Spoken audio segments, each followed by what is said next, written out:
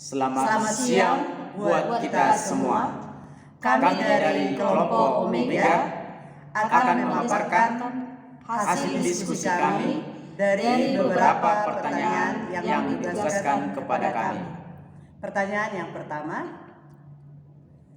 tantangan apa saja yang akan dihadapi oleh para peserta didik di masa yang akan datang dan sangat berbeda dengan masa lampau? Pak Tanjung, persilakan.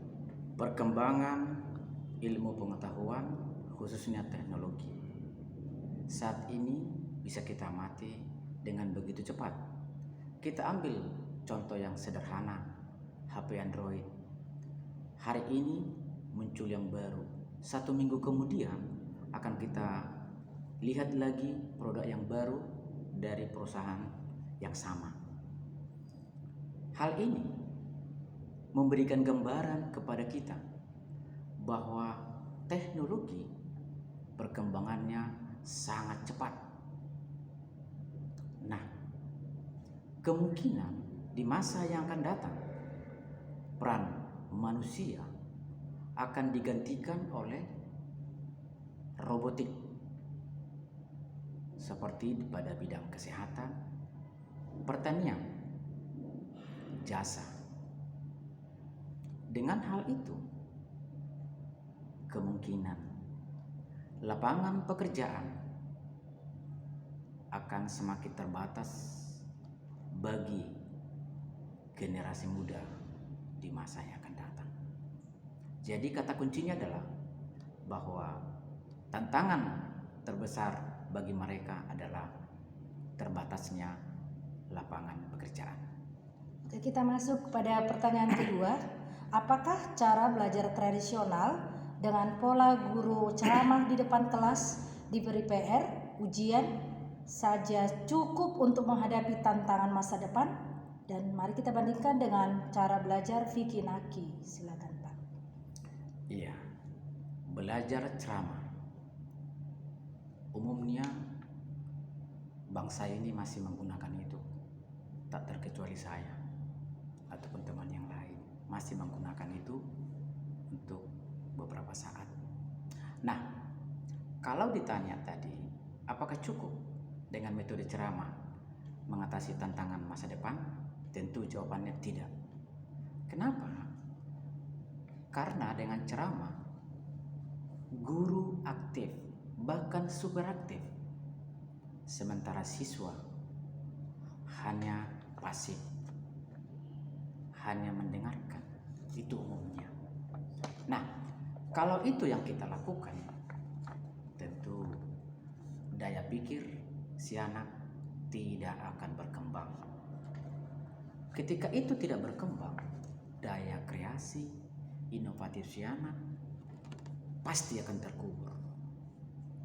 Nah, jika kita bandingkan dengan Vicky Naki yang notabene adalah seorang YouTuber, dia belajar mandiri atau sering disebut dengan otodidak. Nah, ini menjadi tantangan tersendiri buat Bapak Ibu guru. Kalau seandainya Vicky Naki dengan kemampuan berpikirnya yang begitu cemerlang, hanya sedikit pengarahan dengan mengubah cara ceramah dengan metode yang lain, kelompok kami yakin pendidikan di mana kita mengajar itu akan bisa mendapatkan hasil yang baik. Pertanyaan yang ketiga, jika cara tradisional tidak cukup, apa saja yang harus dilakukan oleh para pendidik dalam menyiapkan para peserta didik menghadapi tantangan 5.0? Ya, ini merupakan tantangan berat bagi setiap guru. Kata kuncinya adalah mau berubah. Dengan mau berubah, akan ada transfer ketidakbaikan menjadi kebaikan. Itu aja tidak cukup. Juga kita harus mengenal karakteristik peserta didik. Nah, ketika kita sudah mengenal karakteristik peserta didik kita dan kita mau berubah, tentu transfer knowledge dari kita sebagai pendidik kepada anak didik kita akan berjalan dengan baik.